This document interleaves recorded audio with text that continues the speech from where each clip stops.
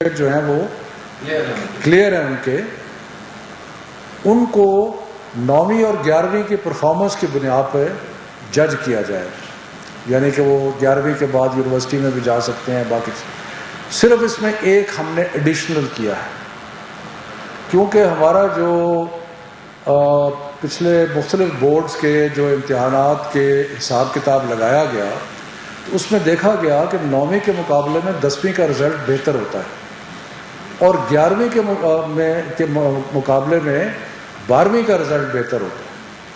تو اس لیے ہمیں وہ ایک پورا اسٹیٹسٹیکل فارمولا اپلائی کر کے اور اس میں یہ فیصلہ کیا گیا کہ جن کو 9ویں اور 11ویں کی بنیاد پہ پروموٹ کیا جا رہا ہے ان کے نمبروں میں 3% اضافہ کر دیا جائے گا. اور یہ جو 3% اضافہ ہے یہ پرانے امتحانات کے سارے جو حساب کتاب لگا کے اس میں دیکھا گیا کہ یہ 3% اضافہ جو ہے یہ کنسسٹنٹ ہے اسٹیٹسٹک سے کہ 12ویں کا رزلٹ اور 10ویں کا رزلٹ 9ویں اور 11ویں کے مقابلے میں زیادہ بہتر ہوتا ہے. ٹھیک ہے جی.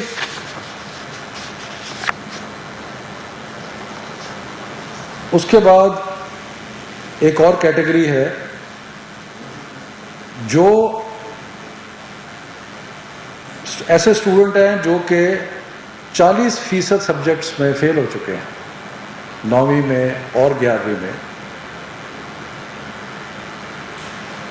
ان کو پاسنگ مارکس دے دیے جائیں گے، ان کو اور کچھ نہیں گریڈ نہیں کیا جائے گا، پاسنگ مارکس دے دیے جائیں اپ ٹو 40%. یعنی کہ جو ٹوٹل امتحان ہے اس کے 40% مضامین میں اگر کوئی فیل ہوتا ہے تو اس کو پاسنگ مارکس دے دیے جائیں گے 9ویں اور 11ویں کے بنیاد کے اوپر. اس کے بعد آ جاتی ہے جی کچھ کیٹیگریز رہ جاتی ہیں ایسی جو کہ اس سارے فارمولے میں فٹ نہیں کرتی. وہ کیٹیگریز کیا ہے؟ ایسے لوگ جو کہ اپنے 11ویں کے امتحان پہ سیٹسفائیڈ نہیں ہیں، وہ سمجھتے ہیں کہ اگر ہمیں موقع ملتا تو ہم 12ویں کے امتحان میں اپنی گریڈ کو مزید امپروو جو ہے وہ کر سکتے تھے. ایک کیٹیگری یہ ہوگی. دوسری کیٹیگری یہ تھی کہ جن لوگوں نے 11ویں کا امتحان نہیں دیا تھا لیکن وہ کمپوزٹ امتحان دے رہے تھے 12ویں کا اور ان کے پاس 11ویں کا رزلٹ ریلائی کرنے کے لیے نہیں ہے. یہ دوسری کیٹیگری ہوگی. تیسری کیٹیگری وہ تھی جو چند مضامین میں امتحان دینا چاہتے تھے. مثلا کئی لوگ ہیں جو میڈیکل سے انجینئرنگ میں آ کے میتھمیٹکس کے امتحان دینا چاہتے ہیں اور وہ سارا امتحان نہیں لے رہے تھے، وہ چند مضامین میں امتحان لے رہے تھے. اور چوتھی کیٹیگری ان کی ہے جو 40% سے زیادہ مضامین میں فیل ہو گئے تھے، یعنی کہ وہ پاس مارکس کی اس میں نہیں آتے. تو ان 4 کیٹیگریز کے لیے ہم نے فیصلہ کیا ہے کہ ایک اسپیشل امتحان لیا جائے گا کیونکہ یہ تھوڑا نمبر ہوگا اور یہ امتحان حالات کے مطابق سپٹمبر اور نومبر کے درمیان لیا جا سکتا ہے. میں پھر ریپیٹ کرتا ہوں کیونکہ بہت سارے لوگ دیکھ رہے ہیں اس چیز کو، خاص طور پہ بچے ہمارے دیکھ رہے ہیں کہ اسپیشل ایگزامز کن کے لیے ہوگا.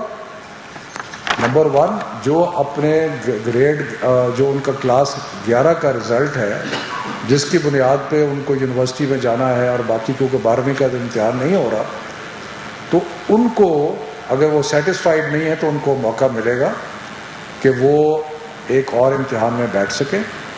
لیکن یہ تھوڑی کیٹیگری ہوگی، تھوڑے لوگ ہوں گے. دوسرے وہ کہ جو کمپوزٹ امتحان دے رہے تھے اور اس میں کئی پرائیویٹ اسٹوڈنٹس ہیں، باقی لوگ ہیں جو ایک ساتھ ہی 12ویں کا امتحان دے رہے تھے اور ان کے پاس 11ویں کا رزلٹ نہیں ہے، وہ ہو گئے. تیسرا کہ جو چند سبجیکٹس کا امتحان دے رہے تھے اور چوتھا وہ کہ جو 40% سے بھی زیادہ فیل ہو گئے تھے تو اس میں ان کو ایک موقع دیا جائے گا. اس کے بعد جو امتحان کا ٹرانسکرپٹ ہوگا 12ویں کا اس میں ٹوٹل نمبر دیے جائیں گے. اس میں سبجیکٹ وائز ٹرانسکرپٹ نہیں ہوگا. جو ان کے 11ویں کے ٹوٹل نمبر ہیں ان میں 3% ایڈ کر کے وہ ان کا رزلٹ جو ہے وہ اس کا کیلکولیٹ ہو جائے گا. ٹھیک ہے جی. اور یہ اس لیے کیا گیا ہے کہ بورڈز اس میں لکھیں گے کہ ہم نے پرانے حساب کے مطابق اندازہ لگایا ہے کہ یہ بیسٹ پریڈکشن ہے ان کی پرفارمنس کی. ٹھیک ہے جی. جن بچوں نے اسپیشل ایگزام میں حصہ لینا ہے ان سے ریکویسٹ ہے کہ وہ 1 جولائی تک انڈیکیٹ کر دیں اپنے اپنے بورڈز کو کہ ہم اسپیشل امتحان دینا چاہتے ہیں. یعنی کہ یہ تقریباً 29 بورڈ ہیں، تو ہمارا یہ خیال ہے کہ یہ اتنے کم بچے ہوں گے کہ ان کو سپریٹ کر کے، لیکن پھر بھی یہ فیصلہ بعد میں ہوگا سپٹمبر اور نومبر کے درمیان کون سا پیریڈ ہے جس پہ ہم حالات کا جائزہ لے کے یہ اسپیشل ایگزام. میرا خیال ہے کلیئر تو ہے، لیکن ایک دفعہ میں اگر تھوڑا سا دوبارہ رپیٹ کر دوں، کئی دفعہ کنفیوزنگ ہو جاتا ہے.